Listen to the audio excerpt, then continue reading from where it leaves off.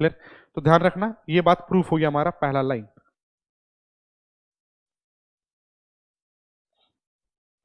कि वैट क्या है, टैक्सेशन सिस्टम। और आगे पढ़ लीजिए, under which multi stage tax that is collected at each stage levied on. अब ये पूरा लाइन समझ आना चाहिए अब आपको।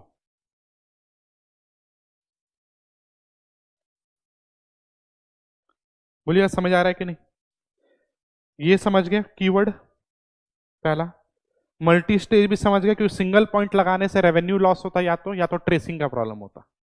ठीक है, और ये लाइन समझ आ रहा है आपको? ये लाइन का मतलब बताइए। ब्रैकेट तो पड़ी गई मत। जो जितना वैल्यू ऐड कर रहा है वो उतने पे टैक्स दे रहा है। पेज 3 पे ही है, पेज 3। और बोलिएगा पहला आदमी कितना वैल्यू ऐड कर रहा है? 150, तो ये टैक्स किस पे दिया है? 150 पे। दूसरा आदमी कितना वैल्यू ऐड किया? 40, तो ये रियल में 40 पे ही दिया है। और तीसरा आदमी 15 ऐड किया, तो ये 15 में ही दिया है। यही वो लाइन बोल रहा है कि वैट क्या है, सिस्टम है, और ये सिस्टम में अलग अलग लेवल पे, अलग अलग स्टेज पे टैक्स लेते हैं। और कितने पे? जो जितना वैल्यू ऐड किया उतने पे। अब वैल्यू एडिशन कैसे निकलेगा? ब्रैकेट में लिखा हुआ है, तो टाइम पास है। 100 का सामान 120 में बेचे, बोल रहा है वैल्यू एडिशन कितना? 20। तो पता ही अपने को, तो सेल माइनस परचेस कर सकते हो, या कॉस्ट शीट में जाकर देख लेना ना आप कि आप कितना वैल्यू ऐड किए। तो बोल रहा है आप कॉस्ट को जोड़ जोड़ करके, या डिफरेंस बिटवीन, यही था। ये है आपका सब्सट्रैक्शन मेथड, और ये है आपका एडिशन मेथड। यही सुने थे आप लोग। ठीक है, आगे पढ़िए। Under VAT system tax is charge on, क्या टैक्स पूरे पे लगाते हैं, बट पीछे वाला को क्या कर देने देते? लेस करने दे देते हैं, अगर आपके पास वाउचर है तो। क्लियर है? बोलिए ये पूरे 3 लाइन में कोई डाउट? पक्का? ये जरूर याद रखिए, ये बार बार रिपीट करेंगे। और आज वाले क्लास के, मतलब इस क्लास के बेसिस पे ना, जब आईटीसी पढ़ोगे, बहुत इंपॉर्टेंट चैप्टर है, ठीक है, हमारे क्या बोल रहे जीएसटी में, ये कॉन्सेप्ट अगर आपको समझ आ गया तो ये कॉन्सेप्ट आराम से निकाल देगा आपका आईटीसी। बोलिएगा ये आदमी को, सेकंड इस पे बोल रहे हैं कंज्यूमर का बात करिएगा, ये कंज्यूमर को आईटीसी मिलेगा? क्यों? क्योंकि आगे शॉपिंग ही नहीं कर रहे हैं। बोलिएगा हम अगर आगे शॉपिंग नहीं कर रहे हैं और आज गए, मान लो आप गए पेंटलून से शॉपिंग किए 10,000 का, वो 2,000 का वाउचर दे दिया, और आपको पेंटलून्स का ना वो प्रोडक्ट बहुत खराब लगा, आप कसम खा लिया अगले बार से हम यहाँ खरीदेंगे ही नहीं। ये वाउचर आपके लिए एसेट है? नहीं। एसेट नहीं है मतलब कॉस्ट, कॉस्ट मतलब एक्सपेंस, यही तो ये आदमी का अगर हम लोग बात कर लें, तो ये आदमी आगे कंज्यूमर है, आगे वैट या आगे कोई भी टैक्स देगा क्या? नहीं। और जब आगे टैक्स नहीं देगा तो इसको क्रेडिट नहीं। तो क्रेडिट के लिए एक लाइन मिल गया आपको। ठीक है, ये तो लंबा चौड़ा प्रोसेस है, बट बार बार इतना स्टोरी तो सुन नहीं सकते अपने। तो क्रेडिट किसको देंगे? जो आगे टैक्स देगा। तो अगर आगे टैक्स दोगे तो आपको ये, अगर आगे इधर टैक्स दे रहे हो तो इसका क्या मिलेगा? क्रेडिट। आगे टैक्स दे ही नहीं रहे तो कोई क्रेडिट का बात ही नहीं होगा। तो क्रेडिट मिलने के लिए क्या होगा? आउटपुट टैक्स पेएबल होना चाहिए, तो ही क्या मिलेगा? Input tax credit. क्लियर है? और कंज्यूमर क्योंकि आगे टैक्स नहीं देता है, उसको क्रेडिट नहीं मिलता है। यहाँ तक क्लियर है? नेक्स्ट, नीचे वाला ये बैकग्राउंड भी समझ हम लोग का क्लियर हो गया। अब सुनना अच्छे से। लिखा हुआ है एक प्रिंसिपल दो होता है हमारे यहाँ, एक ओरिजिन और एक डेस्टिनेशन। चलिए इसमें थोड़ी देर में आते हैं, एक अच्छा पॉइंट मिलेगा उसमें आपको। इधर आ जाइए पेज 4 पे।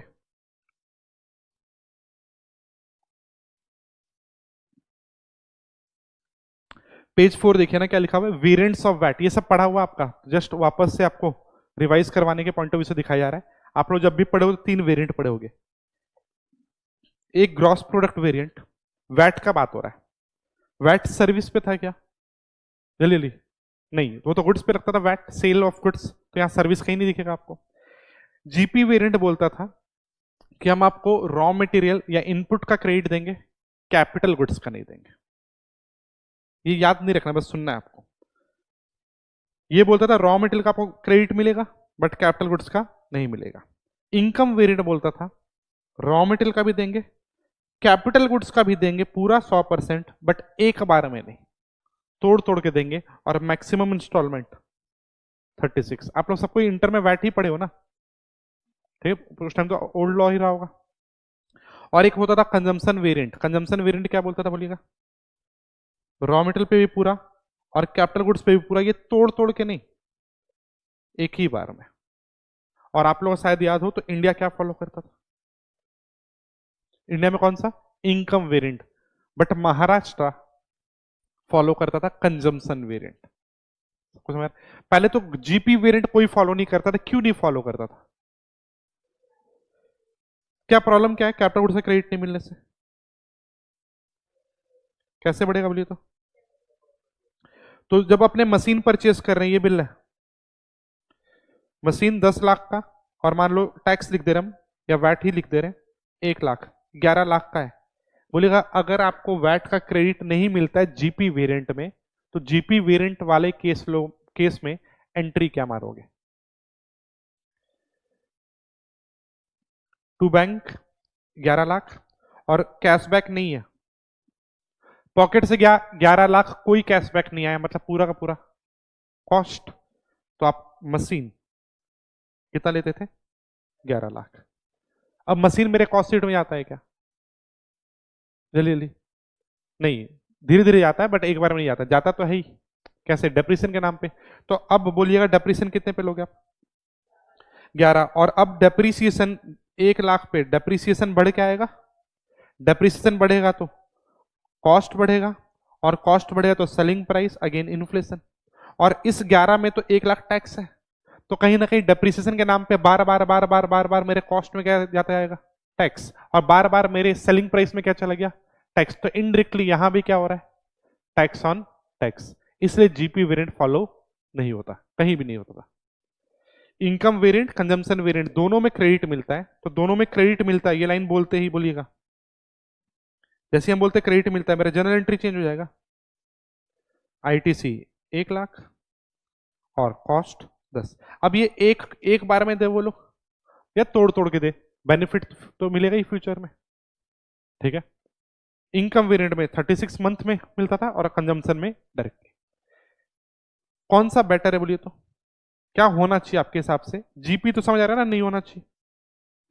इधर बोलिएगा इनकम और कंजम्पशन में क्या होना चाहिए? कंजम्पशन होना चाहिए, क्योंकि आप पॉकेट से पैसा दिए हो तो मांग रहे हो आप कैशबैक, या पे करने के बाद हम क्या मांग रहे हैं? क्रेडिट। अब गवर्नमेंट का मोटिव क्या था बोलने का? कि आप मशीन एक दिन में थोड़ी यूज कर लोगे, तो क्रेडिट तोड़ तोड़ के देंगे। तो गवर्नमेंट पैसा भी एक दिन में नहीं लेता मेरे से, तोड़ तोड़ के लेता। बोले लेते टाइम तो पूरा एक बार में लेता है, ठीक है, टैक्स इनपुट वाला, और बोलता है मशीन पे क्रेडिट देंगे तोड़ तोड़ के। तो इंटरनेशनली कंजम्पशन वेरिएंट फॉलो होता था, इंडिया में कौन सा? इनकम। और क्योंकि जीएसटी हम लोग बाहर से कॉपी किए, बोलिएगा जीएसटी कौन सा वेरिएंट फॉलो करेगा? कंजम्पशन। तो यहां पर आपको मिल जाएगा कंजम्पशन वेरिएंट टाइप का प्रोविजन। क्लियर है यहां तक? नेक्स्ट, इधर आइएगा। अब थोड़ा सा वैट और सीएसटी का बात करना अपने को। वैट सीएसटी जो भी नाम यूज कर लो, दोनों है तो सेल्स टैक्स। और अभी भी आपको हम दिखा दिए, कॉन्स्टिट्यूशन में भी अभी भी वर्ड क्या लिखा हुआ था? Sales tax. सुनिएगा अच्छे से। एक केस हुआ मिस्टर ए दिल्ली का था, और ये क्या किया? गुड्स बेचा मिस्टर बी को, ठीक है, महाराष्ट्र वाला, मुंबई वाला। और ये बात आपका बहुत पुराना है, 1950s का केस लॉ है, ठीक है। और इस केस में वो बिल बनाया, बिल लिखा सेलिंग प्राइस 100, और बोलिए उस टाइम में वो क्या चार्ज किया होगा? वैट वगैरह तो था ही नहीं, तो उस टाइम में sales tax, historical sales tax charge किया होगा। से सिंप्लिसिटी के लिए 10% ले रहे हैं। ये बिल गया, ये बिल गया। बोलिएगा 10 रुपया किस गवर्नमेंट को मिलेगा? किसको? दिल्ली को। क्यों? सेल्स टैक्स है, तो जो सेल किया। पहले तो बोलिएगा इनडायरेक्ट टैक्स का बर्डन किस पे होता है? कंज्यूमर पे, बट देने कंज्यूमर ही जाता है क्या? बोलिएगा नहीं, जिस दिन कंज्यूमर देने आता ना, तो उसको पता चल जाता वो कितना दे रहा है। आप समझे ना? टैक्स दो टाइप का क्यों लगाया जाता है, डायरेक्ट टैक्स, इनडायरेक्ट टैक्स। पिछले साल आप कितना डायरेक्ट टैक्स पे किए होगे, घर में पूछना, पापा से, वो बता देंगे। जाके पूछना कितना जीएसटी दिए, पता चलेगा क्या? नहीं। क्योंकि इनडायरेक्ट टैक्स क्या होता है, प्राइस में जोड़ के लिया जाता है। आप चिप्स का पैकेट परचेज करते हो, उसमें टैक्स जुड़ा हुआ है, कितना टैक्स पता है क्या? नहीं। तो ये टैक्स तो पता ही नहीं चलता, चुभता नहीं आपको, ये चुभता है डायरेक्ट टैक्स। ये डिफरेंस होता है ना टैक्स में, पहला क्लास में यही सब सुने होंगे टैक्स में। और ये इनडायरेक्ट टैक्स है। इनडायरेक्ट टैक्स मतलब आपके पॉकेट से तो गया बट इनडायरेक्टली गया है। क्यों? क्योंकि आप तो चिप्स का पैकेट सोचे थे 10 रुपए का चिप्स है, बट 10 का चिप्स थोड़ी था, प्राइस में टैक्स जोड़कर आपसे ले लिया गया, तो आपको पता ही नहीं चलता है और आपके पॉकेट से टैक्स चला जाता है इनडायरेक्टली, तो नाम दिया गया क्या? Indirect tax. तो यहाँ डायरेक्ट पिंच नहीं है, चुभता नहीं है, डायरेक्ट टैक्स में डायरेक्ट पिंच है। ठीक है, अब समझना, इस केस में अगर अपने बात करें तो सेल कौन किया? Mister A. बर्डन किस पे होगा टैक्स का? कंज्यूमर पे। बोलिएगा गवर्नमेंट अगेन बोलता है कोचिंग सर्विस में मान लो सर्विस टैक्स, बर्डन किस पे? स्टूडेंट पे। बट स्टूडेंट एक एक करके जाके देगा क्या गवर्नमेंट को? नहीं।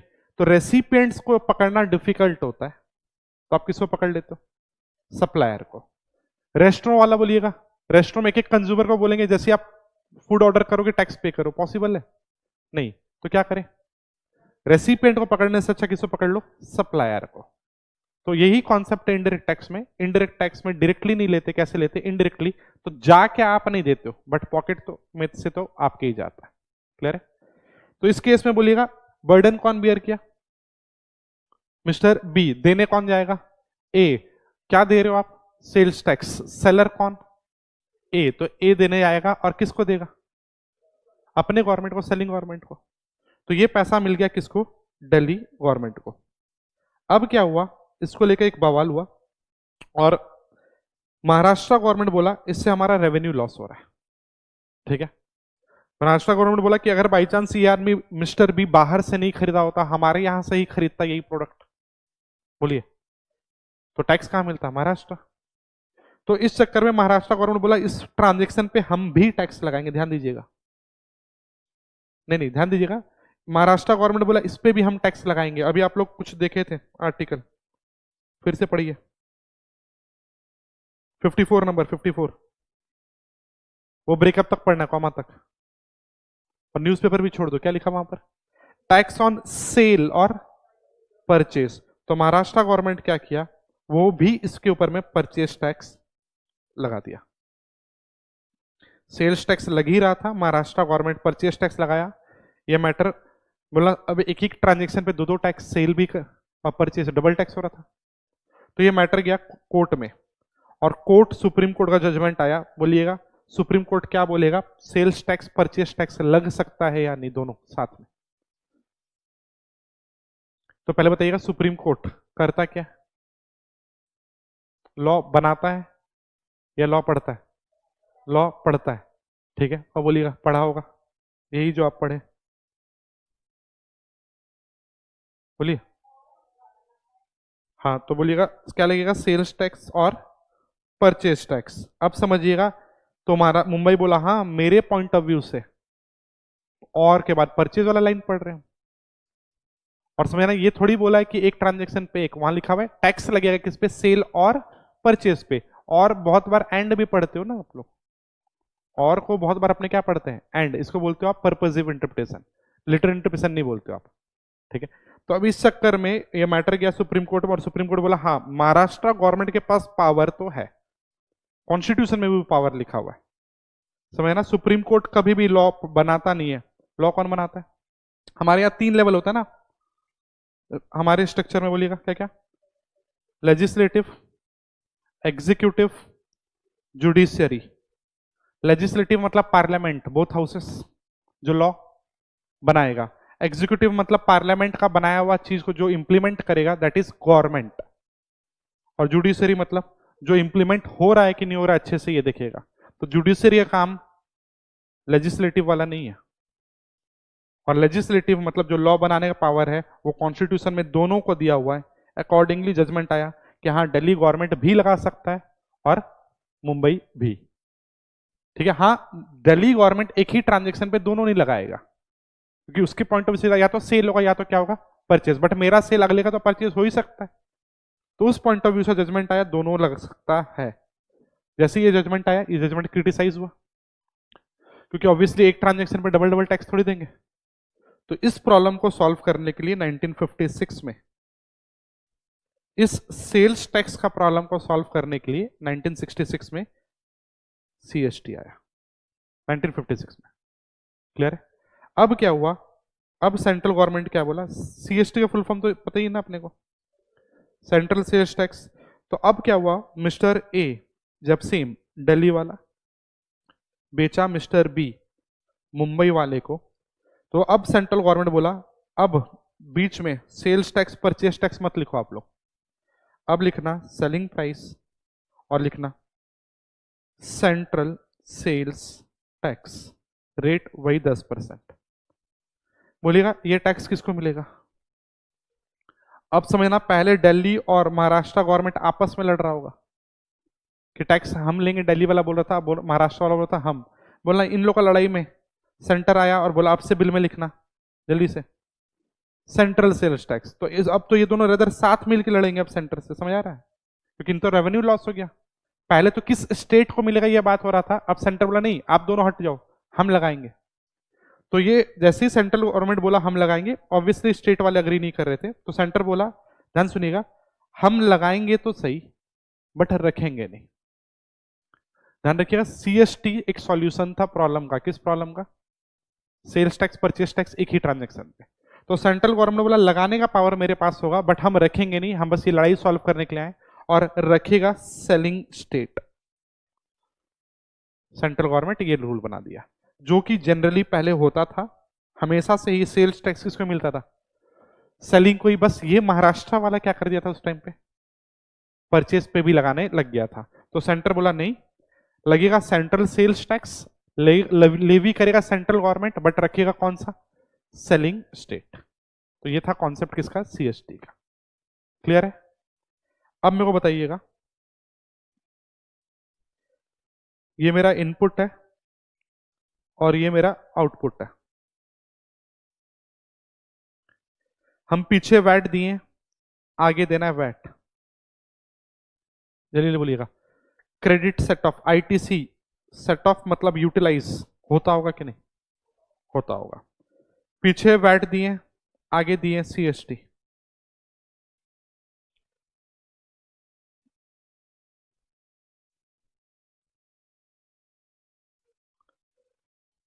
बोलिएगा पहला वाला होगा, सेकंड होगा या नहीं होगा? किसी लग रहा नहीं होगा? जल्दी जल्दी, सबको लग रहा होगा, ठीक है। थर्ड वन नहीं होगा, लास्ट वन बोलिए, क्लियर बोलिए, होगा? ध्यान दीजिएगा आप, ये तो पहले मत करना कि वैट वैट है तो हो जाएगा, डिफरेंट है तो नहीं होगा, सेम सेम है तो हो जाएगा, ऐसा नहीं होता है। ठीक है, समझिएगा अच्छे से। वैट वैट पहला वाला होगा, क्यों बोले आप? क्योंकि हम जब अपना कैलकुलेशन करने बैठे, मान के चलो, ठीक है, और मान के चलना हम वैट दिए बोल रहे हैं वेस्ट बंगाल में, किसको दिए होंगे? वेस्ट बंगाल गवर्नमेंट को। और आगे भी हम वैट दे रहे हैं, वैट बोल रहे हैं मतलब हम अपने ही यहाँ बेच रहे हैं, तभी तो वैट लग रहा होगा। तो पीछे भी डब्ल्यूबी को पैसा दिए और आगे भी डब्ल्यूबी को, तो क्रेडिट मिलेगा। बोलिएगा इनपुट पे वैट है, मेरे एग्जांपल में बोलिएगा मतलब पीछे किस गवर्नमेंट को पैसा दिए? डब्ल्यूबी को। ध्यान दीजिएगा, चलिए हम लिख रहे हैं इसको, मिस्टर ए डब्ल्यूबी में है, पहला केस, वो बी को बेचता है, ये भी डब्ल्यूबी में है, और बी बेचता है सी को, ये भी डब्ल्यूबी में है।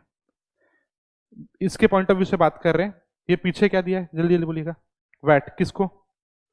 डब्ल्यूबी गवर्नमेंट को। आगे क्या देगा? वैट किसको? डब्ल्यूबी गवर्नमेंट को। तो आराम से क्रेडिट मिलेगा। नेक्स्ट केस, अगर ये मिस्टर बी आगे बेचता मिस्टर सी को, दिल्ली वाले को, बोलिएगा इस बार बिल में क्या लगेगा, वैट या सीएसटी? तो अपने बोले वैट कब लगता है? जब सेम स्टेट हो, और जब इंटर स्टेट हो तो लड़ाई वाला प्रॉब्लम को सॉल्व करने के लिए क्या लगाएं? सीएसटी। तो यहां सीएसटी लगाया, कौन लगाया? Central government. रखा कौन?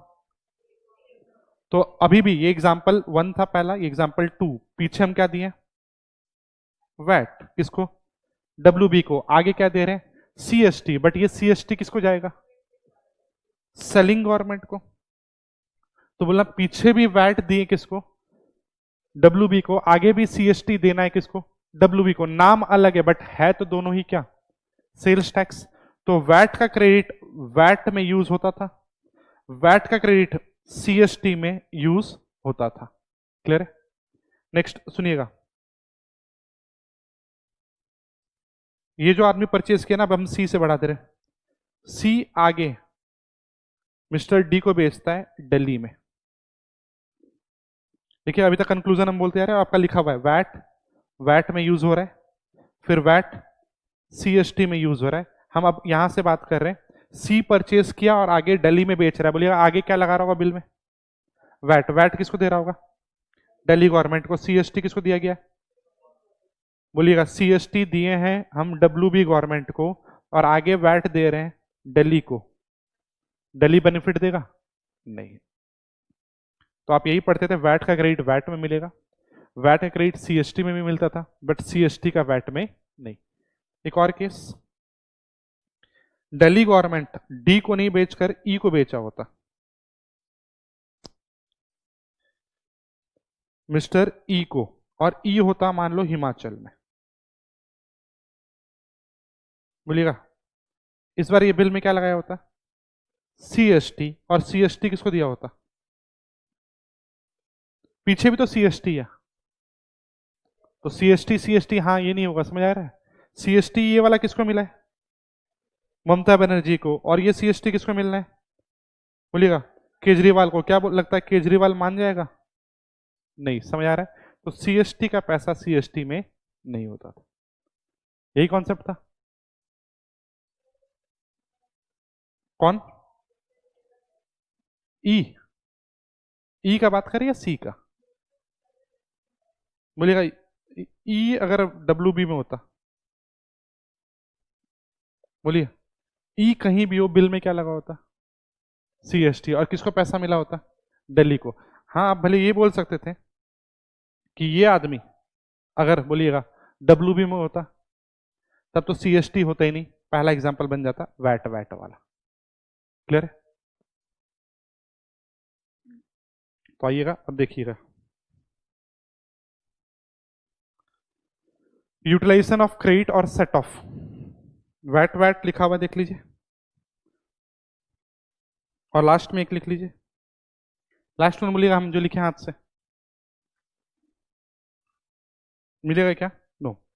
और ध्यान से सुनिएगा, जैसे ही आपको हम कभी भी बोले ना क्रेडिट नहीं मिलेगा, तो आपके माइंड में क्या आना चाहिए, क्रेडिट नहीं मिला मतलब दो प्रॉब्लम, टैक्स ऑन टैक्स चालू हो जाएगा और डबल टैक्स चालू हो जाएगा। क्रेडिट नहीं मिला मतलब कॉस्ट में गया, कॉस्ट में गया मतलब सेलिंग प्राइस में आया, सेलिंग प्राइस में आया मतलब उस पर भी टैक्स वापस लगेगा, और टैक्स पे भी टैक्स लग जाएगा, यही तो ना। तो हमेशा याद रखना, ये सुनते ही आप बोलोगे दो प्रॉब्लम, ये जरूर याद रखिएगा, पूरा क्रेडिट निकल जाएगा इससे। क्लियर?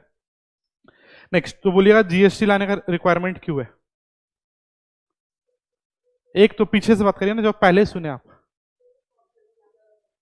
हम देते थे सर्विस टैक्स, पीछे आगे देना था वैट, या पीछे दिए थे वैट और अब देना था आगे सर्विस टैक्स, बोलिए क्रेडिट मिलता था क्या, नहीं। पहले सेंटर स्टेट लेवल का प्रॉब्लम सॉल्व था, सेंटर का भी प्रॉब्लम सॉल्व था, बट ये वाला प्रॉब्लम सॉल्व नहीं था। मतलब जब सेंटर और स्टेट एक ही ट्रांजेक्शन में आता था तो नेक्स्ट जब पढ़ना जाओगे ना आप, तो वहां पढ़ेंगे क्या जीएसटी क्यों आया, तो आप बोलोगे पुराने लॉ में कुछ शॉर्ट कमिंग था। क्या शॉर्ट कमिंग था, आप बोलोगे वैट और सर्विस टैक्स या स्टेट और सेंट्रल लेवल इंटीग्रेटेड नहीं था, ये पहला था। और क्या प्रॉब्लम बोलिए, आप बोलोगे सीएसटी का क्रेडिट नहीं मिलता था।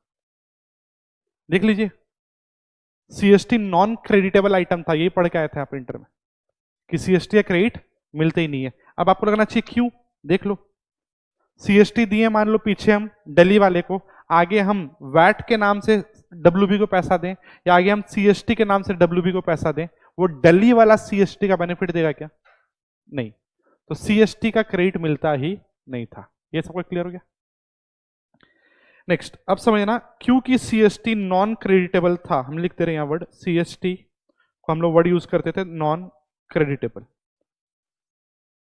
और जब से क्रेडिट नहीं था तो सीएसटी के चलते टैक्स ऑन टैक्स और डबल टैक्स हो ही रहा था।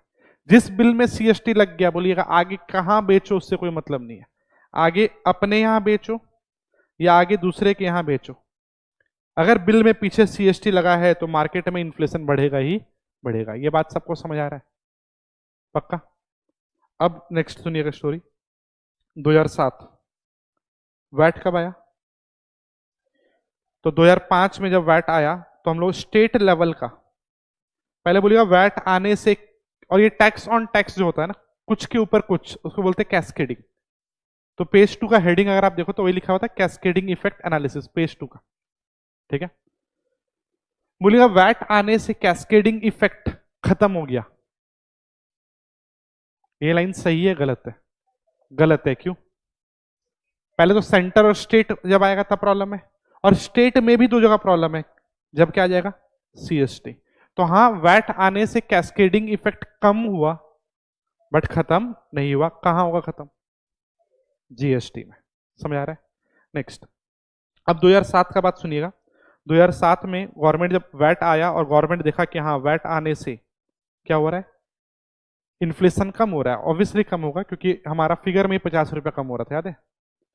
तो गवर्नमेंट 2007 में रियलाइज किया कि सीएसटी के चलते इन्फ्लेशन तो ऑलवेज बढ़ेगा, क्योंकि सीएसटी क्या है? Non creditable item. ये सबको यहां तक क्लियर है? तो गवर्नमेंट क्या बोला? सीएसटी हटा देंगे। गवर्नमेंट ये प्लान किया। उस टाइम में सीएसटी का रेट था 4, वैट का जनरल रेट सब लोग पढ़े होंगे, 0 था, 4 था, 12 था और 20 था।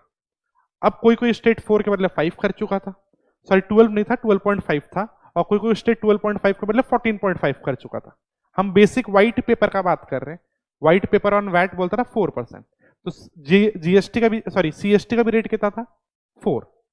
अब गवर्नमेंट 2007 में देखा कि जो सीएसटी 4% और सीएसटी के चक्कर में टैक्स ऑन टैक्स और डबल टैक्स हो रहा है, तो गवर्नमेंट प्लान किया सीएसटी हटाने का। समझिएगा, अगर कोई भी मैटर स्टेट को इंपैक्ट करता है और बोलिए सीएसटी हटाना है, और सीएसटी लगाने का पावर कॉन्स्टिट्यूशन में होता था एक 92A नाम का एंट्री में, आपके काम का नहीं। अब सीएसटी हटाना है मतलब कॉन्स्टिट्यूशन में जो लिखा है वो काटना है, और कॉन्स्टिट्यूशन को काटना मतलब उसका मैटर को, मतलब कॉन्स्टिट्यूशन को अमेंड करना, कुछ भी चेंजेस करना कॉन्स्टिट्यूशन में कि सीएसटी हटाना है तो कॉन्स्टिट्यूशन अमेंड करना है।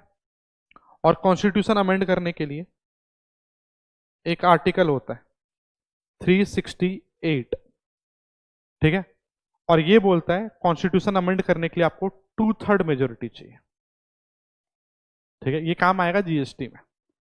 इसके साथ साथ अगर कोई मैटर स्टेट को अप्रूव है तो आधे से ज्यादा स्टेट से भी आपको पूछना पड़ेगा। अब समझना, सीएसटी हटाना था सेंटर को, तो इसके लिए उसको यहां पर आना पड़ेगा, और इसके लिए उसको स्टेट से, आधे स्टेट या उससे ज्यादा से क्या लगेगा? अप्रूवल। स्टेट लोग बोले अगर आप सीएसटी हटा दोगे तो हमारा रेवेन्यू लॉस है। ऐसे भी स्टेट गवर्नमेंट के पास टैक्सेस बहुत कम है। देखो, इनकम टैक्स कौन ले लिया? Centre. Excise, service tax, customs कौन लिया? सेंटर।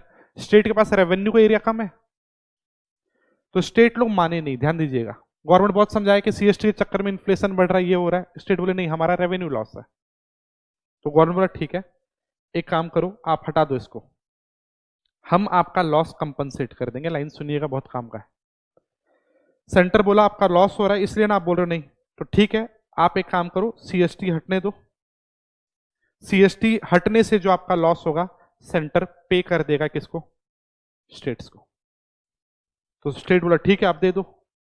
अब समझना, मान लो लॉस होगा 1 लाख करोड़, हम रैंडमली बोल ले, क्योंकि ऑल स्टेट का लॉस होगा ना, तो इतना आइडल कैश पड़ा रहता होगा क्या सेंटर के पास? नहीं। तो इतने का लॉस हुआ तो सेंटर बोला ठीक है, ये लॉस का पैसा दे देंगे, अभी पैसा है नहीं, धीरे धीरे दे देंगे। तो स्टेट लोग बोले ठीक है, धीरे धीरे फिर सीएसटी हटा देंगे। सुनिएगा अच्छे से। तो फिर क्या प्लान हुआ? फिर प्लान हुआ कि सीएसटी को फेज आउट किया जाएगा। कितना परसेंट था इस दिन? 4। सेंटर बोला इस साल चलो 3 कर देते हैं अब, ठीक है, कुछ पैसा दे देंगे, फिर 2 कर देंगे, फिर 1 कर देंगे, और फिर धीरे धीरे करके फेज आउट करके 2 0 कर देंगे। क्लियर है? सीएसटी का आखिरी रेट क्या सुने आप लोग?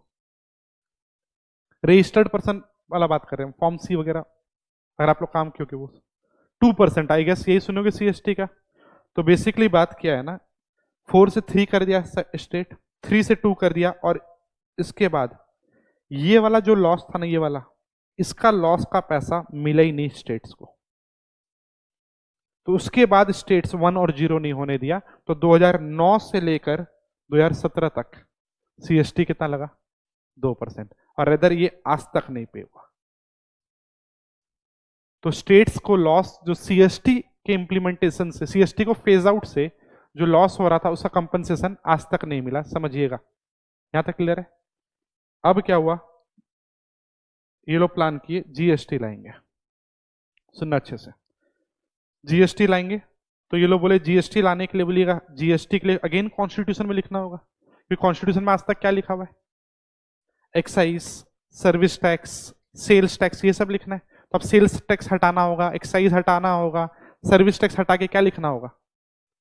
जीएसटी। अब बोलिएगा जब जीएसटी लिखना होगा, जल्दी से बोलिएगा, मतलब कॉन्स्टिट्यूशनल अमेंडमेंट लाना होगा। अमेंडमेंट के लिए 2/3 पार्लियामेंट में अप्रूवल चाहिए, प्लस आधे से आधे स्टेट्स का। और बोलिएगा स्टेट्स, जीएसटी आने में इतना लेट हुआ क्योंकि स्टेट्स अग्री नहीं कर रहे थे। क्यों नहीं अग्री कर रहे थे? क्योंकि उनको सीएसटी का लॉस आज तक नहीं मिला, और उन लोगों को डर था कि जीएसटी आ जाने से प्री जीएसटी उनका रेवेन्यू मान लो ज्यादा होता, और पोस्ट जीएसटी उनका रेवेन्यू कम हो गया तो क्या होगा?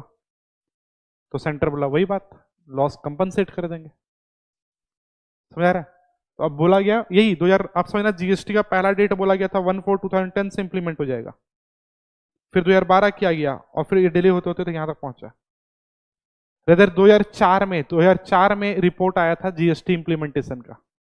इतना दिन क्यों लगा? इतना दिन इस चक्कर में लगा, एक तो कॉन्स्टिट्यूशनल अमेंडमेंट, वो तो बताएंगे जीएसटी में जब जाएंगे। तो दूसरा, स्टेट्स नहीं एग्री कर रहे थे, और उनका नहीं एग्री करने का रीजन पुराना लॉस नहीं मिला था। ठीक है, अगेन गवर्नमेंट बहुत परस्यूड करने की कोशिश किया, स्टेट्स बोले नहीं हमारा लॉस नहीं मिला है। और ये लॉस नहीं मिलने का रीजन क्या था? इसका कमिटमेंट सेंटर पर्सनली दिया था, मतलब ऐसा कोई एक्ट नहीं था। समझिएगा, सेंटर बोला था कि हम लोग आपको क्या कर देंगे? कंपनसेट कर देंगे। ऐसा कोई प्रोसीड्योर वगैरह फॉलो नहीं हुआ था। जब यहां पर गवर्नमेंट बोला, ठीक है, जब बीजेपी गवर्नमेंट आया बोला कि नहीं लॉस आपको हम कंपनसेट कर देंगे, तो स्टेट्स बोले नहीं मान रहे थे। बीजेपी गवर्नमेंट बोला पिछले बार 2007 में कोई और गवर्नमेंट था, अब गवर्नमेंट चेंज हुआ है, भरोसा करो। अगेन स्टेट नहीं मान रहे थे, तो यहां पर ये लोग क्या किए?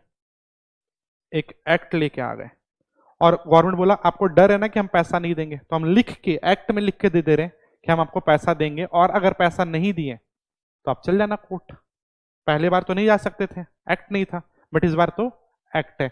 अब बोलना अगेन, गवर्नमेंट बोला एक्ट लाके लिख देते हैं कि हम आपको लॉस का पैसा दे देंगे। सेंटर के पास इतना पैसा पड़ा हुआ रहता है क्या कि उठा के लॉस दे देगा? नहीं। तो जब जीएसटी में जाओगे ना, तो जीएसटी के साथ साथ कभी कभार गवर्नमेंट एक चीज लगाएगा, उसको बोलेंगे कंपनसेशन सेस। ठीक है, और ये कंपनसेशन सेस गवर्नमेंट लगाएगा, और ये सेस और टैक्स में डिफरेंस क्या होता है बोलिए तो?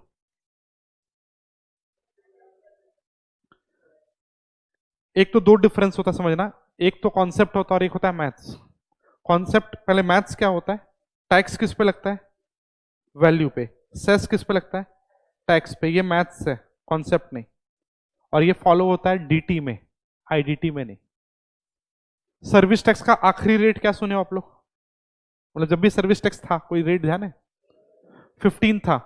उस टाइम में 14% था सर्विस टैक्स। स्वच्छ भारत सेस 0.5, कृषि कल्याण सेस 0.5 था। बोलिएगा अगर सेस टैक्स पे लगता तब जोड़ के 15 थोड़ी होता। अगर आप 0.5% ऑफ 14 लेते हैं तो कितना होता? 0.07। तो जोड़ जोड़ के तो करीब 14.14 के आसपास फिगर आता। बट आप कितना लगाते थे? 15। क्योंकि डीटी में ये कॉन्सेप्ट मैथ्स वाला फॉलो होता है कि सेस किस पे होगा? टैक्स पे। बट आईडीटी हमारे यहां ये भी वैल्यू पे और ये भी वैल्यू पे, इसीलिए 14 प्लस 0.5 प्लस 0.5 डायरेक्टली कर देते थे, क्योंकि 14 भी वैल्यू का, 0.5 भी वैल्यू का, और अगेन 0.5 भी किसका? वैल्यू का। तो ये वाला डिफरेंस हम लोग बात नहीं करेंगे, ये डीटी में काम आएगा, यहां नहीं।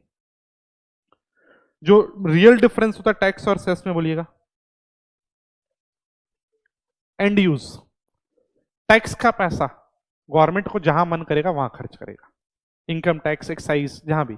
बट जब गवर्नमेंट बोल देगा हेल्थ एंड एजुकेशन सेस, तो उसका पैसा सिर्फ हेल्थ और एजुकेशन सेस में यूज होगा। स्वच्छ भारत सेस सिर्फ स्वच्छ भारत मिशन में यूज होगा।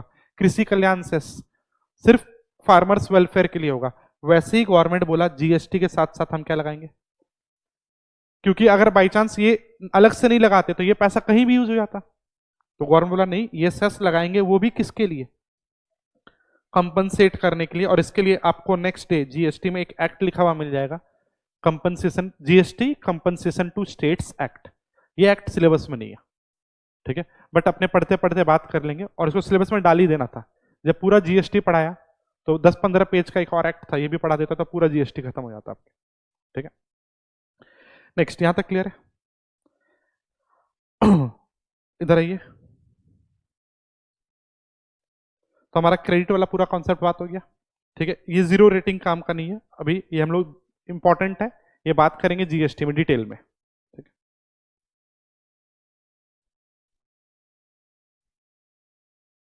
नेक्स्ट, इसके बाद अगले पेज में आइए।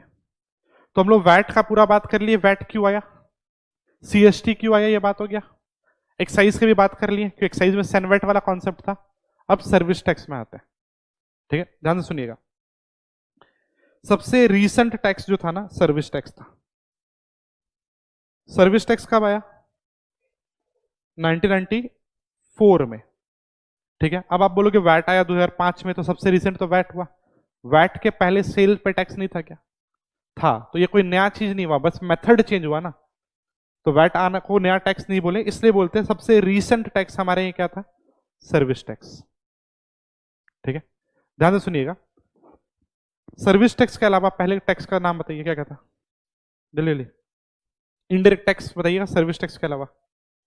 पहले एक्साइज, कस्टम्स, वैट, सीएसटी जो बोल लो, इसको क्या बोलेंगे हम लोग, सेल्स टैक्स, यही था। बोलिएगा एक्साइज किस पे, manufacture of goods. Customs, import export of goods. VAT या sales tax, sale of goods, समझ आ रहा है। तो अभी तक आपका जो भी टैक्सेस था किस पे था, गुड्स पे। और आपको इकोनॉमिक्स में एक ईयर याद होगा, 1991, economic reforms, LPG, liberalisation, privatisation और ग्लोबलाइजेशन। बोलिएगा ये जो आपका 1991 का स्टोरी था एलपीजी, ये इंडियन गवर्नमेंट का चॉइस था या बाउंडेशन था, पढ़े होगे इकोनॉमिक्स, बाउंडेशन था। ये कोई सोच समझ के नहीं लाया गया था, यह मजबूरी था। मजबूरी क्या था, 1991 में इंडियन गवर्नमेंट बैंकरप्ट होने वाला था, पूरा का पूरा गवर्नमेंट ही बैंकरप्ट होने वाला था। सिर्फ एक फोर्टनाइट 15 डेज का क्रूड ऑयल मंगाने का पैसा था इंडिया के पास, और पैसा ही नहीं था इंडियन गवर्नमेंट के पास। तो इंडियन गवर्नमेंट कहां चला गया, बोलिए, वर्ल्ड बैंक के पास। और वर्ल्ड बैंक को बोला हमारे को फंड बेल आउट करो, नहीं तो हमारा इकोनॉमी क्या हो जाएगा, डूब जाएगा। वर्ल्ड बैंक का एक बेसिक पॉलिसी है, या आईएमएफ वर्ल्ड बैंक का, ये लोग अपने मेंबर कंट्री को ही सिर्फ सपोर्ट करते हैं। और बोलेगा इंडिया डब्ल्यूटीओ मेंबर है या नहीं, अभी है, बट उस दिन नहीं था। उस दिन मतलब 1991 में नहीं था। कब बना, 1995 में। तो वर्ल्ड बैंक बोला नहीं, हमारे मेंबर अगर आप होगे तो हम हेल्प कर सकते हैं, एल्स हेल्प नहीं कर सकते। समझना, ये सिचुएशन था। लकीली उस टाइम में यूएस का वॉर चल रहा था गल्फ कंट्रीज में। और अगर आप सोचो तो यूएस से गल्फ कंट्रीज का डिस्टेंस बहुत ज्यादा है, और इंडिया न्यूट्रल था, ठीक है। न्यूट्रल रहे भी क्यों ना, पैसे ही नहीं था यहाँ पे। तो यूएस का भी सपोर्ट में नहीं था और गल्फ कंट्रीज के भी सपोर्ट में नहीं था। बट इंडियन गवर्नमेंट को यूएस वाला, समझना, यूएस से गल्फ अगर आपको मिडिल ईस्ट दिख रहा है मैप में, डिस्टेंस बहुत ज्यादा है, और मिडिल ईस्ट के आसपास का कंट्रीज पे यूएस को किसी पे भी फेथ नहीं था। तो यूएस इंडियन गवर्नमेंट को अप्रोच किया और बोला हमारे को आप सपोर्ट करो। इंडियन गवर्नमेंट बोला नहीं, हम लोग न्यूट्रल रहेंगे, तो हम लोग सपोर्ट नहीं करेंगे। तो यूएस वाला बोला ठीक है, आप सपोर्ट नहीं करोगे हमारे को, बट नॉर्मल बिजनेस तो करोगे जैसा होता है। तो इंडिया वाला बोला हाँ। तो यूएस वाला बोला हमारे जो एयरक्राफ्ट वगैरह आएंगे, ठीक है, उसको रिफ्यूलिंग का जगह चाहिए हमारे को, उनको फ्यूल्स लगेगा, डिस्टेंस बहुत ज्यादा है, तो कहां से फ्यूल्स परचेस करें, तो आप हमारे एयरक्राफ्ट को रिफ्यूलिंग करने दो अपने यहां, पैसा लेके फ्यूल बेचो। तो इंडियन गवर्नमेंट बोला ठीक है। अब इंडियन गवर्नमेंट लकीली उस टाइम में बोला क्या कि प्रोवाइडेड एक कंडीशन, कंडीशन कि आप हमारे को वर्ल्ड बैंक से पैसा दिलवाओ। समझे ना, ये वो अपॉर्चुनिटी था, और उस टाइम भी कांग्रेस गवर्नमेंट नहीं था जब ये बात हो रहा था, ठीक है, बाद में कांग्रेस आया, बट बीच में कांग्रेस गवर्नमेंट गिर चुका था। नेक्स्ट, अब समझना, वर्ल्ड बैंक से पैसा दिलवाओ बोला, और यूएस का हमेशा से आप देखियो यूएन, आईएमएफ इस सब में चलती है। क्यों क्यों? पैसा, फंडिंग, समझना, बेसिकली क्या होता है ना, यूएन वगैरह में या वर्ल्ड बैंक में या डब्ल्यूटीओ में जितने मेंबर है पर कंट्री के पास एक एक वोट, ऐसा नहीं होता है कि वन कंट्री वन वोट, जो जितना फंडिंग देगा उतना वोटिंग पावर है। तो अगर यूएन में यूएस का मान लो फंडिंग 60% है, तो उसके पास कोई भी मैटर के लिए वोटिंग पावर कितना गया, 60%। वहां ऐसा सिस्टम चलता है ये इंटरनेशनल बॉडीज में, और इन बॉडीज को सबसे ज्यादा फंडिंग कौन करता है, यूएस। इसीलिए अभी भी पूरा ये सब बॉडीज पे किसका मेन पावर है, यूएस का। तो यूएस वाला $2 बिलियन वर्ल्ड बैंक से दिलवा दिया इंडियन गवर्नमेंट को विदाउट एनी रीपेमेंट शेड्यूल, ठीक है, अनकंडीशनल दिला दिया $2 बिलियन। और समझना लकीली इस टाइम पे बच गया इकोनॉमी हमारा। बट ऑब्वियसली ये सिचुएशन के बाद इंडियन गवर्नमेंट को रियलाइज हुआ कि ऐसे तो चलेगा नहीं, ठीक है, ये तो सिचुएशन अच्छा था कि पैसा मिल गया, क्या किया जाए, तो एक कमेटी बनाया गया, और वो कमेटी का नाम दिया गया छेलिया कमेटी। इसके हेड थे डॉक्टर राजा जे छेलिया। आप लोग जब सर्विस टैक्स पढ़े हो तो शायद नाम सुने हो कभी, ठीक है। और ये कमेटी को बोला गया कि आप ऑब्जर्व करो कि बाकी कंट्रीज के पास पैसा कहां से आता है, कि वो लोग अब बैंकरप्ट नहीं होने होते हैं और हम लोग बैंकरप्सी के टुवर्ड्स थे। तो ये कमेटी क्या किया, एनालिसिस किया वर्ल्ड में, और वर्ल्ड में एनालिसिस करने के बाद इन लोगों को दिखा कि वर्ल्ड इकोनॉमी गुड्स पे भी टैक्स लगाता है एज वेल एज सर्विस पे भी, क्योंकि वर्ल्ड में जीएसटी पहले से चलता आ रहा है। समझिएगा, हम लोग तो 2017 में बात किए, 160 कंट्री 160 कंट्री इंप्लीमेंट कर चुका था, उसके बाद जीएसटी हम लोग लाए। और फर्स्ट कंट्री बताइए आप लोग जीएसटी लाने वाला, अभी आपको क्या पढ़ा क्या, वैट कौन लाया, फ्रांस। और जीएसटी है क्या, वैट सिस्टम ही तो है। तो जब हम बोलेंगे पहला कंट्री फ्रांस लाया वैट, तो आपको समझ आना चाहिए पहला कंट्री। जीएसटी में जब जाएंगे ना नेक्स्ट डे पढ़ने, तो वहां पे यही लाइन लिखा हुआ मिलेगा कि फ्रांस फर्स्ट कंट्री है जो क्या लाया, जीएसटी, क्योंकि वैट और जीएसटी इंटरनेशनली क्या है, सेम। समझ आ रहा है। तो वर्ल्ड में तो सर्विस जीएसटी आ चुका था, तो ये कमेटी देखा कि सर्विस पे भी टैक्स लगता था वर्ल्ड में, बट इंडिया में आज तक बोलिएगा सिर्फ किस पे टैक्स था, गुड्स पे। तो ये कमेटी रेकमेंड किया कि क्या किया जाए, इंडिया में सर्विस पे भी टैक्स लाया जाए, ठीक है। ये आपको जो हम बता रहे थे एलपीजी के पहले वाला बात, मतलब 90s का लगभग जो वार चल रहा था, तब नॉन कांग्रेस गवर्नमेंट था, और अब यहां पर कांग्रेस गवर्नमेंट आ चुका था, और उस टाइम में फिनेंस मिनिस्टर था डॉक्टर मनमोहन सिंह, ये थे, समझना। और जब मनमोहन सिंह 1994 में ये कमेटी के रिकमेंडेशन के बाद सर्विस टैक्स लाने का बात किए, तो अपने अभी पढ़ेंगे सर्विस टैक्स का बात, ठीक है। ये मनमोहन सिंह को ना कॉन्फिडेंस नहीं था कि इंडिया में सर्विस टैक्स चलेगा कि नहीं, ये प्रूफ करेंगे अपने, आइए पढ़ते हैं लास्ट पेज, पढ़िएगा क्या लिखा हुआ है, background. Service tax in India was introduced in 1994 upon the recommendation of, नाम उम नहीं याद रखना है बट कॉन्सेप्ट जरूर याद रखना है, by Chelliah committee on tax reforms. Clear है, पढ़िए। Headed by doctor Raja J Chelliah. The then finance minister, उस टाइम के finance minister Manmohan Singh, doctor Manmohan Singh, in his budget speech for the period 94-95 for the first time coined the applicability of service tax in India. पहली बार बात हुआ, कब हुआ बोलिए तो, बजट स्पीच मतलब फिनांस बजट, और फिनांस बजट जब पास हो जाता है तो आप बोलते हो फिनांस एक्ट, और इसीलिए बोलते थे, बोलिएगा एक्साइज के लिए एक्साइज एक्ट है, इनकम टैक्स एक्ट है, कस्टम्स एक्ट है, सर्विस टैक्स एक्ट था क्या, थोड़ा याद करिए। तो आप लोग सर्विस टैक्स लगाते थे किस एक्ट के अंदर? फिनांस एक्ट 1994 के अंदर। क्यों? क्योंकि अलग से इसका एक्ट आया ही नहीं था। अगर कॉन्फिडेंस होता कि सर्विस टैक्स चलेगा तो अलग से एक्ट लाते, बजट में थोड़ी बोल देते। बजट में तो हर बात होता है, जीडीपी का बात होता है, अमेंडमेंट्स का बात होता है, उसके संग संग एक टैक्स थोड़ी लगता कभी। तो ये एक इंडिकेशन है कि कॉन्फिडेंस नहीं था। और एक और इंडिकेशन आपको कॉन्क्रीटली दिख जाएगा। क्लियर है यहां तक? नेक्स्ट, मनमोहन सिंह को आज आप देखते हो तो आपको एक वीक पर्सन लगते हैं, बट समझना इनको पहले इस पीरियड में 1996 में बेस्ट फिनांस मिनिस्टर का अवार्ड मिला है वर्ल्ड का। समझ आ रहा है? वो तो लास्ट 10 साल से, मतलब 10-15 साल से आप उनको पीएम टाइप पे देखे हो ना, इसलिए इमेज इनका वीक दिखता है। बट जब ये इकोनॉमिक्स या फिनांस लाइन में थे तो बहुत स्ट्रॉन्ग पर्सनैलिटी थे। इनकम टैक्स में 80I सीरीज जो है वो, और सर्विस टैक्स, ये दो बेसिस के चक्कर में इकोनॉमी में बूम आया और इसी के बेसिस पे इनको अवार्ड मिला था बेस्ट फाइनेंस मिनिस्टर। समझ आ रहा है? चलिए, एग्जैक्ट बजट स्पीच क्या था हम लोग पढ़ रहे हैं। In his speech finance minister Singh said, पढ़िएगा, ये एग्जैक्ट स्पीच है और ये पढ़ के आपको समझ आएगा कि कॉन्फिडेंस नहीं है कि इंडिया में चलेगा कि नहीं चलेगा। क्या बोल रहे हैं वो पढ़ो। There is no sound reason for exempting services from taxation when goods are taxed and many countries treat goods and services alike for tax purposes. क्या बोल रहा है? कॉन्फिडेंस लो या हाई है? पढ़िए, हाई है, हाई पूरा। बोल रहा अपने को कोई रीजन दिखता नहीं है कि सर्विस को टैक्स से क्यों छोड़ दें जब गुड्स पे टैक्स है, और बाकी कंट्रीज गुड्स और सर्विसेज को अलाइक ट्रीट करता है क्योंकि उनके यहां तो जीएसटी आ चुका था ना। समझ आ रहा है?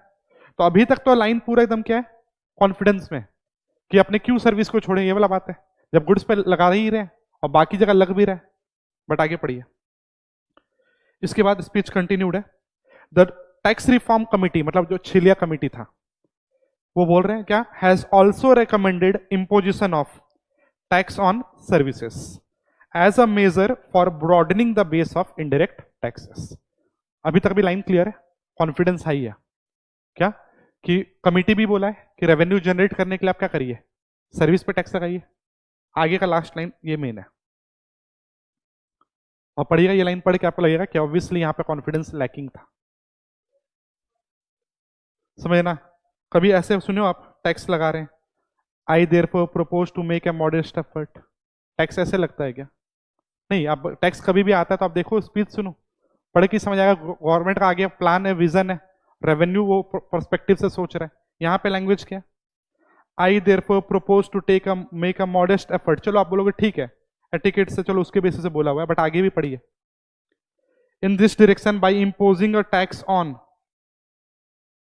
बोलिएगा कोई टैक्स आएगा, बोलेगा सिर्फ 3 आइटम पे टैक्स लगाएंगे, ऐसा कभी सुने हो क्या? नहीं। ये क्लियर कट इंडिकेशन था कि वो डाउटफुल थे कि इंडिया में चलेगा कि नहीं। समझ आ रहा है?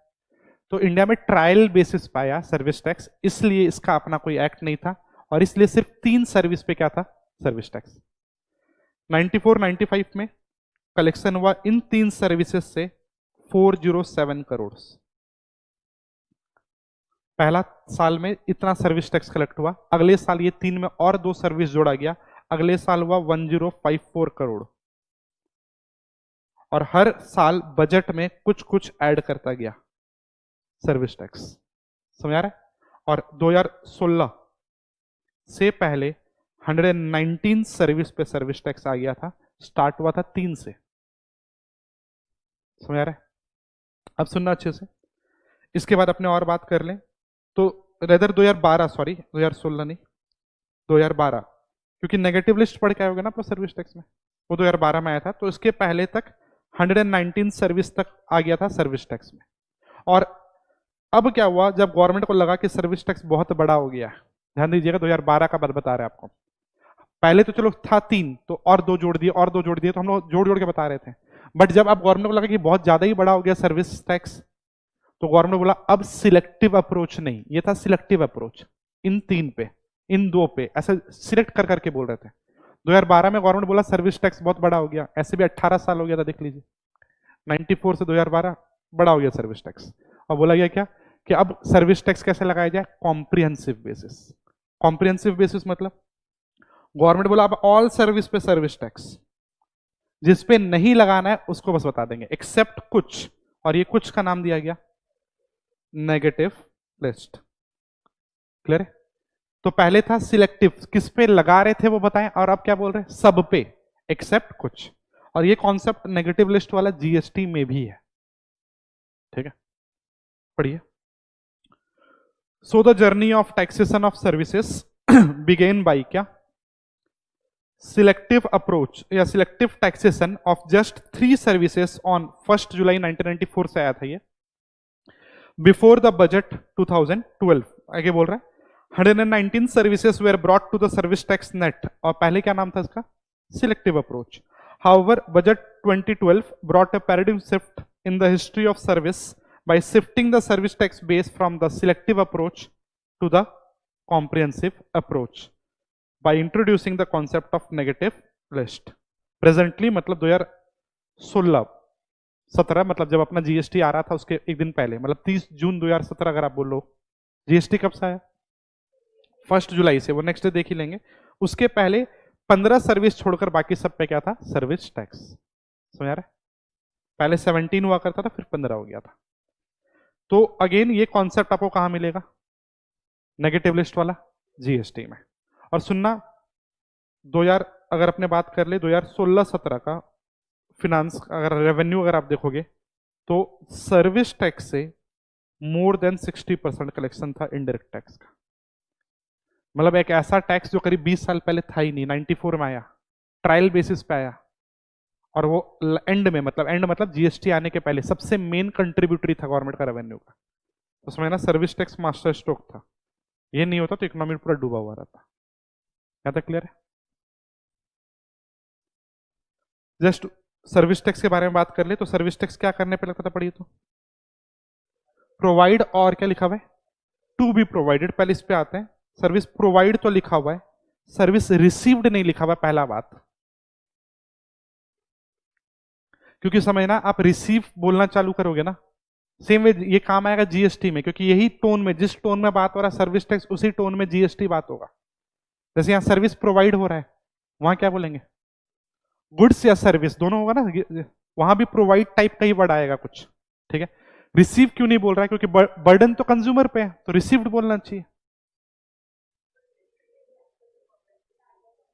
नहीं तो इनडायरेक्ट टैक्स तो कंज्यूमर पे होता है ना, देने हम भले आते हैं,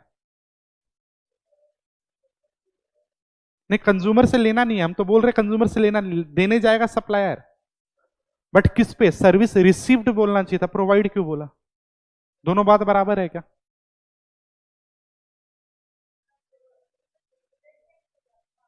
डायरेक्ट कैसे होता है? हाँ हम आपसे लेके देते हैं, हम वही बोल रहे हैं, हम सप्लायर हैं, हम ही लेके देंगे, बट हम सर्विस जितना प्रोवाइड किए उस पर नहीं, सर्विस आप जितना रिसीव किए उतना आप एक कलेक्ट करके देते हैं हम। तो ये इम्पॉसिबल हो जाता डिटरमाइन करना। सुनिएगा, आप एडमिशन लिए, फी पे किए मैं वो 15,000 70 क्लास का, 2 क्लास आप नहीं आए, 3 क्लास आप सोए, क्लास आके बोलिएगा सर्विस रिसीव्ड कितना, सर्विस रिसीव्ड 70 में से बोलिएगा 2 क्लास आप एब्सेंट, 3 क्लास सोए, जल्दी जल्दी, रिसीव्ड कितना हुआ 65, क्या प्रोपोर्शनेट निकाल के टैक्स देने जाए? समझ आ रहा है? तो रिसीव रेसिपिएंट के साइड से लिखा ही नहीं जा सकता है लॉ। रेस्टोरेंट में गए आप, खाना ऑर्डर किए, आधा खाना छोड़ा है, बोलिएगा रिसीव्ड। समझ आ रहा है? तो ऑलवेज किसके साइड से लैंग्वेज बात करेगा, प्रोवाइड। तो जीएसटी भी किसके साइड से बात करेगा, सप्लायर के एंड से। अगला वर्ड और टू बी प्रोवाइडेड, ये बहुत काम का है, एडवांस। आप समझना, हम आज से आप एडमिशन लेने आता है एक स्टूडेंट, बोला बैच कब स्टार्ट होगा, हम बोले 3 महीने बाद, वो आज फी देके चला गया, बोलेगा सर्विस प्रोवाइड हुआ क्या? नहीं, कब प्रोवाइड होगा, 3 महीने बाद चालू होगा, और बैच चलेगा 4 महीना, तो खत्म होते होते सर्विस प्रोवाइड होते होते तक एंड हो जाएगा। अब समझना क्या करें, जैसे जैसे क्लास चल रहा है वैसे वैसे टैक्स दे, या पूरा प्रोवाइड का मतलब क्या समझे? तो समझना ये प्रोवाइड बोलने पे ना प्रॉब्लम होता कि हम क्लेम करते कि प्रोवाइड कब होगा, जब पूरा बैच खत्म होगा तभी हम क्लेम कर पाएंगे कि मेरा सर्विस प्रोवाइडेड है। तो गवर्नमेंट बोला ठीक है, 7 महीना थोड़ी वेट करेगा गवर्नमेंट टैक्स देने के लिए, क्योंकि फी तो हम आज ले चुके हैं। तो गवर्नमेंट बोला ठीक है आज टैक्स लेंगे, चलो प्रोवाइड नहीं हुआ है तो क्या हुआ, अग्रीड टू बी प्रोवाइड है ना, टू बी प्रोवाइडेड। तो ये लाइन एक तरह से क्या काम करेगा, जो एडवांस वगैरह है उस पर टैक्स ले लेगा। समझना, हर सर्विस में ऐसा इशू नहीं अराइज होगा। आप सैलून गए हो, बोलेगा वहां जो पैसा दियोगे उसी टाइम सर्विस प्रोवाइड भी हो गया होगा। रेस्टोरेंट में जाते हो सेम टाइम प्रोवाइड होता है, बट अपने केस में बोलिएगा सेम टाइम नहीं होता है। तो गवर्नमेंट बोला जब पैसा, जनरली पैसा जब मिलता है तो सर्विस कंप्लीट हो गया होता है, जैसे रेस्टोरेंट एग्जांपल दी। बट बहुत बार हो सकता है पैसा जब आए उसके बाद जाके सर्विस कंप्लीट हो। बट जब हम पैसा लिए, मतलब कंज्यूमर से पैसा प्लस टैक्स ले चुके हैं, और जब पैसा प्लस टैक्स ले चुके तो गवर्नमेंट वेट नहीं करेगा, इसलिए बोला गया टू बी प्रोवाइडेड। क्लियर है? सर्विस टैक्स आपको पता होगा, पूरे इंडिया में लगता था क्या? नहीं, जेएनके छोड़कर आर्टिकल 370 के चक्कर में। ठीक है, बोलिएगा जीएसटी। तो पहला बात है जेएनके अप्रूवल दे भी दिया था, और अब 370 तो रेलेवेंट रहा ही नहीं। तो अब जब हम लोग सर्विस टैक्स पढ़ते थे तो बोलते थे इंडिया माइनस जेएनके में, जब जीएसटी पढ़ेंगे बोलिएगा होल ऑफ इंडिया। क्लियर है? नेगेटिव लिस्ट, वहां भी कुछ बात होगा। तो जैसे ये 3 क्राइटेरिया फुलफिल होता था, क्या सर्विस दियो या देने वाले हो, आगे बोलिए कहां पर India minus JNK taxable territory word use कर रहे थे, वो टेरिटरी जिसमें सर्विस टैक्स लगेगा, तो नाम दिया गया टैक्सेबल टेरिटरी। बोलिए जीएसटी के लिए टैक्सेबल टेरिटरी क्या होगा? इंडिया। क्लियर है? और वो नेगेटिव लिस्ट में नहीं होना चाहिए। जैसे ये 3 कंडीशन सेटिस्फाई हो जाएगा, आप पे जीएसटी लेवी हो जाएगा। क्लियर है? लेवी को आप चार्जेबिलिटी या चार्ज भी बोलते हो। लेवी और कलेक्शन सेम है क्या? नहीं, लेवी का मतलब इंपोज करना और कलेक्शन का मतलब रियलाइज करना। ठीक है, लगाना और लेना दो अलग अलग केस है। बोलिएगा पहले तो जितना लेवी होगा उससे ज्यादा कलेक्शन हो सकता है क्या? नहीं। एक स्टूडेंट एडमिशन लिया, फी था 15,000, 18 ले सकते हैं क्या? नहीं। लेवी कितना हुआ? 15, तो हम 15 से ऊपर तो नहीं ले सकते, तो ये पॉसिबल नहीं है। लेवी के जितना हुआ उतना कलेक्शन, जल्दी जनरली यही होता होगा। बट लेवी से कम कलेक्ट हो सकता है कि नहीं? क्यों? अपने डिस्काउंट, मान लेना 15,000 फी था, एक स्टूडेंट बोला हम दे नहीं पाएंगे, हम 10 दे पाएंगे, तो हम लोग ठीक है 5,000 छोड़ दिए। लेवी कितना हुआ? 15। कलेक्ट कितना हुआ? 10। तो बोलिएगा लेवी और कलेक्शन 15 और 10 के बीच में क्या आया? नाम दीजिएगा उसका। 5 का क्या किए? छोड़ दिए, उसको बोला जाएगा एग्जम्पशन। सेम वे ये काम आएगा वहां। तो जैसे ही लेवी हुआ, लेस क्या लिखा हुआ, ये काटिए वर्ड, इससे मतलब वर्ड से भी आपको मतलब नहीं है, सर्विस टैक्स में रेलिवेंट था। लेस क्या? Exemption is equal to collection. Collection को बोल रहे हैं लाइबिलिटी टू पे अराइज कब होगा? जब कलेक्ट होगा तो ही। क्लियर है?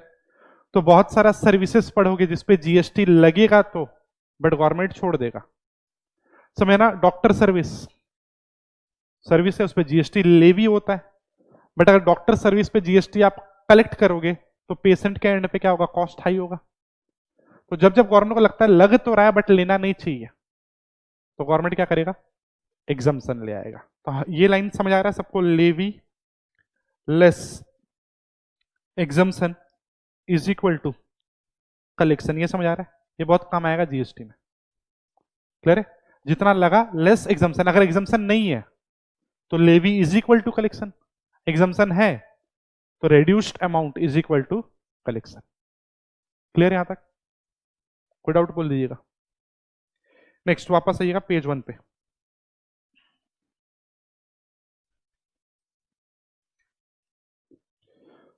और यहां हेडिंग देखिएगा, लिखा हुआ था ओरिजिन और डेस्टिनेशन प्रिंसिपल। ध्यान से सुनिएगा। टैक्स लगाने का 2 प्रिंसिपल होता है। एक प्रिंसिपल बोलता है ओरिजिन कॉन्सेप्ट या ओरिजिन प्रिंसिपल, और एक है अपना डेस्टिनेशन। ओरिजिन प्रिंसिपल बोलेगा गुड्स जहां ओरिजिनेट होगा वहां टैक्स लगाएंगे, और डेस्टिनेशन प्रिंसिपल बोलता है नहीं, गुड्स जहां ओरिजिनेट हुआ नहीं, गुड्स जहां डेस्टाइन हुआ, कंज्यूम हुआ, वहां टैक्स लगाएंगे।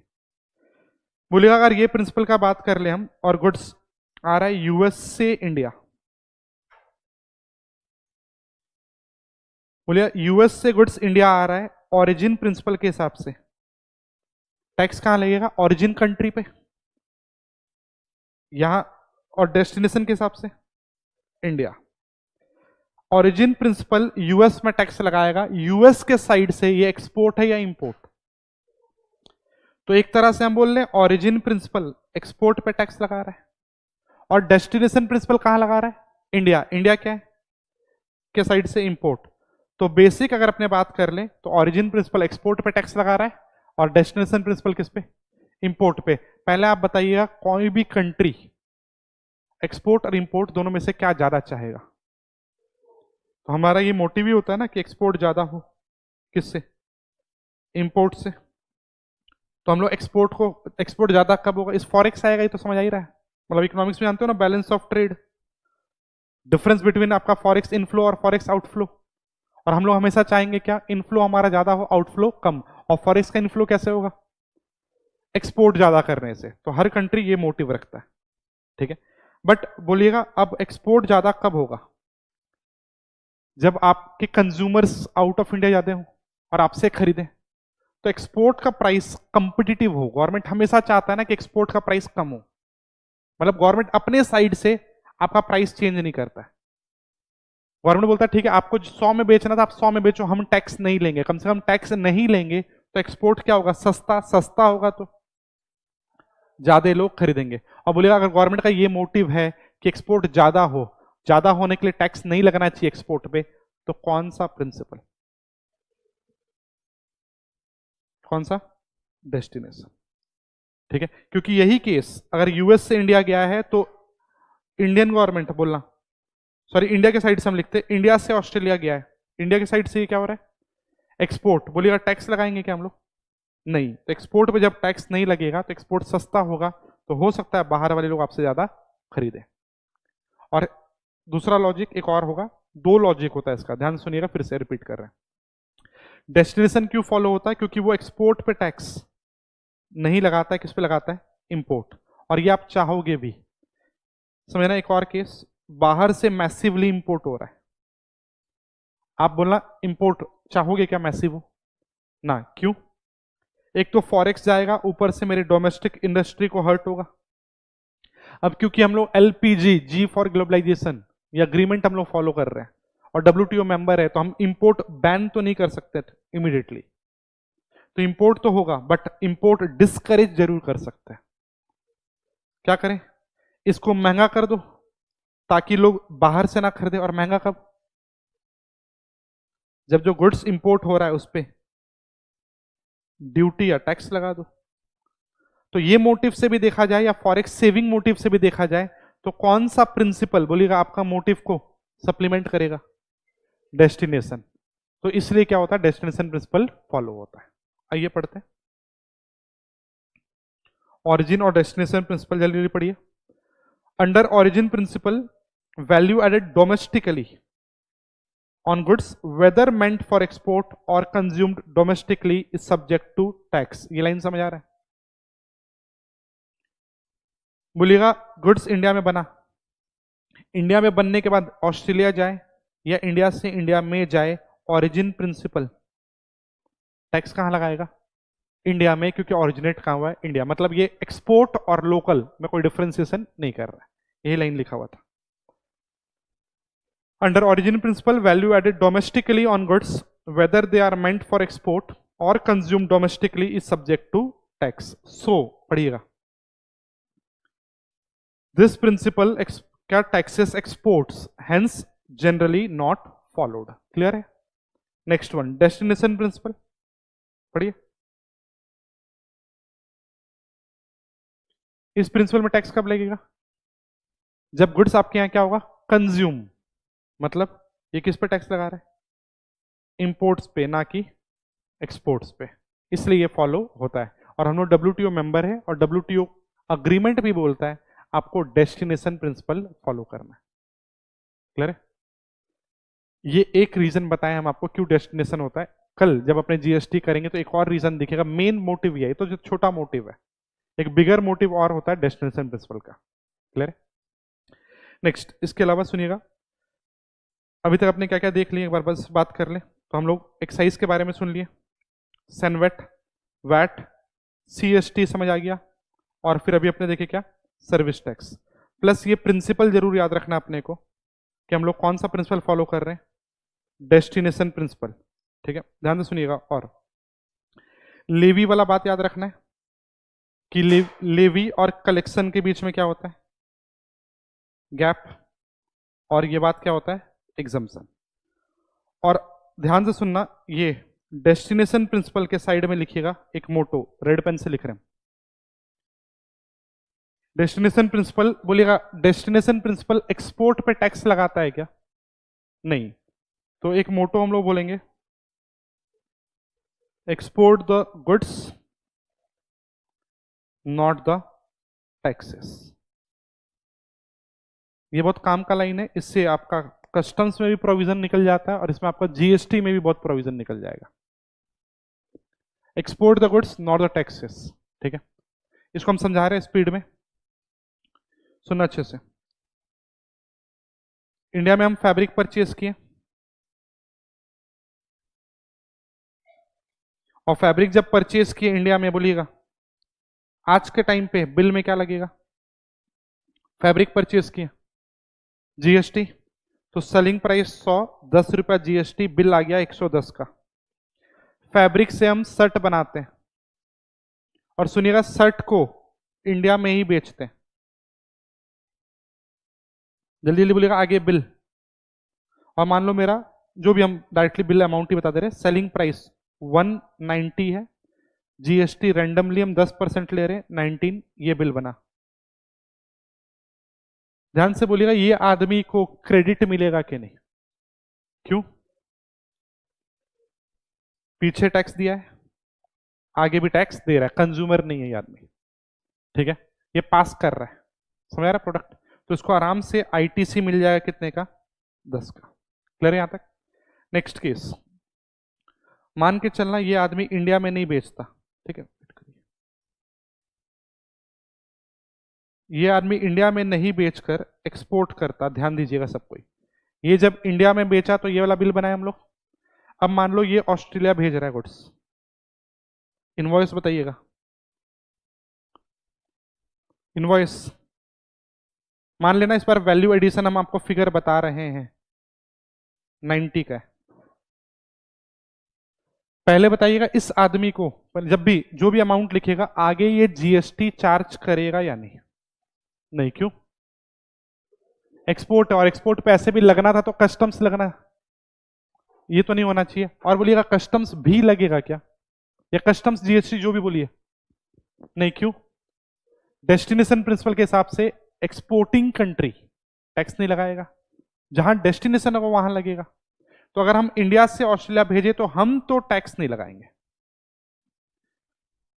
अब बताइएगा मेरे पास सेलिंग प्राइस कितना लिखे, कितना, 190 या 200, ध्यान दीजिएगा, हम ये पूछ रहे हैं आपसे, ये फिगर है हमारे पास, वैल्यू एडिशन 90 है, ये आदमी आगे जीएसटी नहीं दे रहा है, बहुत काम का चीज है, क्रेडिट में काम आएगा। चलिए दोनों साइड का आंसर आ रहा है, 190 कितने लोग, बाकी सब 200। सुनिएगा 200 करने का मोटिव क्या है, आप बोलोगे ये आदमी आगे, बोलिएगा आगे जीएसटी दे रहा है क्या, नहीं, पीछे आईटीसी मिलेगा क्या, आईटीसी कब मिलता है, जब पीछे टैक्स दिया और आगे टैक्स दे रहे तब मिलता है क्या, आईटीसी। कंज्यूमर बोलिएगा पीछे टैक्स, कंज्यूमर है हम, पीछे टैक्स दिया हुआ होता है, आगे टैक्स नहीं देता है, तो आगे टैक्स नहीं देता तो आप आईटीसी नहीं देते हो, उस प्रिंसिपल के हिसाब से इसको आईटीसी नहीं मिलेगा, क्योंकि आईटीसी कब मिलेगा, अगली बार शॉपिंग करेंगे तभी तो, समझ आ रहा है बोला बात।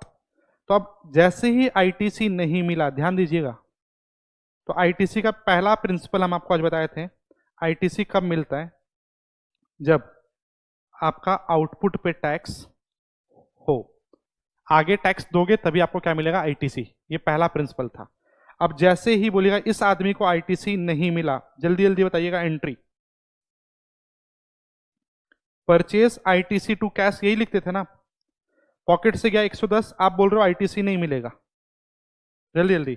तो परचेज कितना हो गया 110, परचेज 110 हुआ, वैल्यू एडिशन 90, सेलिंग प्राइस 200, और विदाउट टैक्स हम 200 भेज दिए बाहर। बोलिएगा ये मोटो फुलफिल हो रहा है या नहीं? वो अभी नहीं पढ़े मान लो आप, ठीक है, अभी अभी जीएसटी वाले लोग भी हैं कुछ, ठीक है। बोलिएगा ये लाइन बोलिएगा, ये मोटो फुलफिल हो रहा है क्या? नहीं। Export the goods not the taxes fulfil नहीं हो रहा है। क्यों?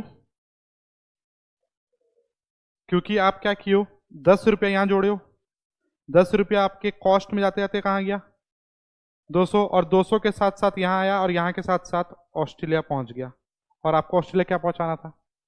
गुड्स, ना कि टैक्सेस। अब बोलिएगा ये प्रिंसिपल, ये जो एरर हो रहा है, एरर कैसे सॉल्व होगा?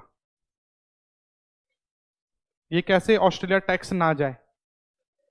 अगर आप क्या किए, किसी तरीके से यहां से अगर आप -10 कर देते हैं तो, क्योंकि 10 बाहर जा रहा था, यहां से -10 कैसे होगा?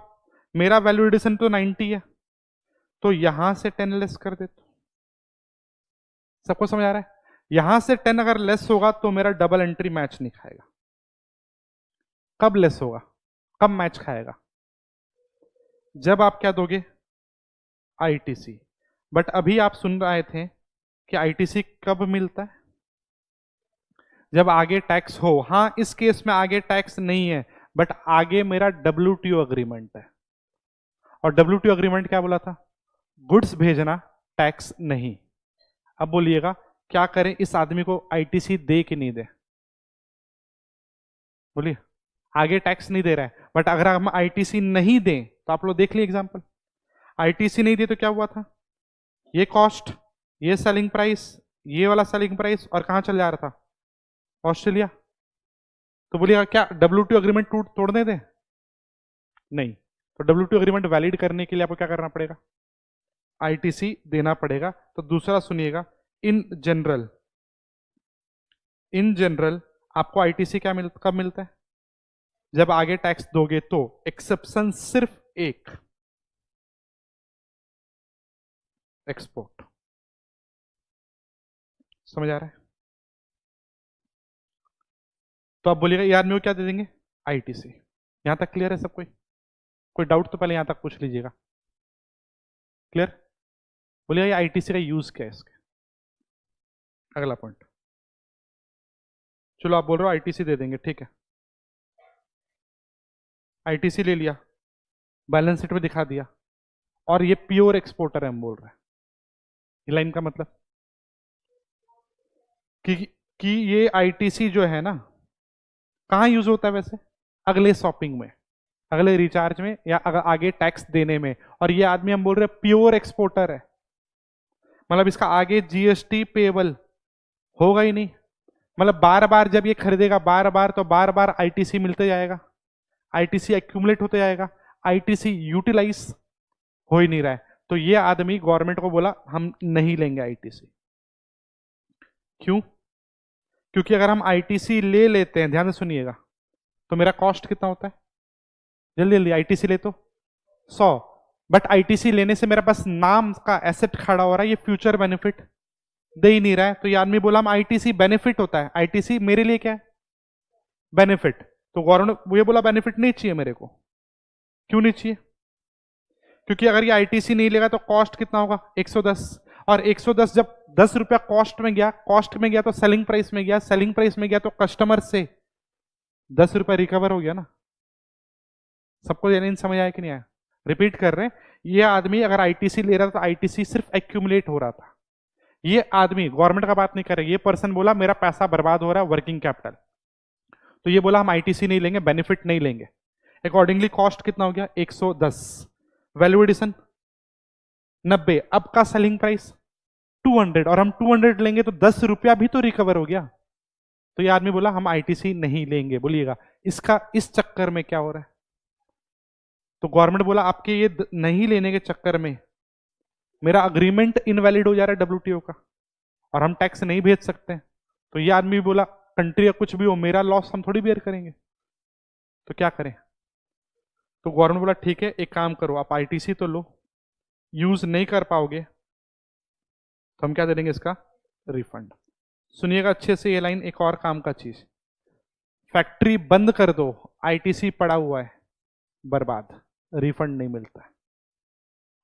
मेरा शॉप था, मेरा कोई भी बिजनेस है, मेरे बुक्स में आईटीसी खड़ा है, बिजनेस बंद कर दो, आईटीसी लैप्स, बर्बाद हो जाता है। गवर्नमेंट आईटीसी देते ही नहीं है, गवर्नमेंट बोला अगर आईटीसी दिए हैं तो उसको यूज करिए आगे, हम उसको कैश में नहीं कन्वर्ट करने देंगे। ध्यान से सुनिएगा, आईटीसी वाउचर है, वाउचर, और वाउचर बोलिएगा 100 स्टॉप का वाउचर है आपके पास 5,000 का, तो काउंटर में जाके 5,000 ले लेते हो क्या आप? नहीं, वो वाउचर कहाँ यूज होता है? नेक्स्ट शॉपिंग में। सेम कॉन्सेप्ट यहां भी है, आईटीसी कहां यूज होगा? आउटपुट टैक्स देने में, उसका रिफंड नहीं मिलता इन जनरल, एक्सेप्शन एक सुन लिया आप, क्या? एक्सपोर्ट। समझ आ रहा है? तो एक्सपोर्ट के लेके क्या क्या सुने आप, बोलिएगा ये बहुत काम का चीज है। एक्सपोर्ट पहले को लेकर सुने क्या? डेस्टिनेशन प्रिंसिपल फॉलो होता है। डेस्टिनेशन होता है मतलब हमारे यहां से अगर गुड्स जा रहा है तो हम लोग सिर्फ गुड्स भेजेंगे, टैक्स नहीं। कौन सा टैक्स नहीं लगाना चाहिए? ध्यान दीजिएगा,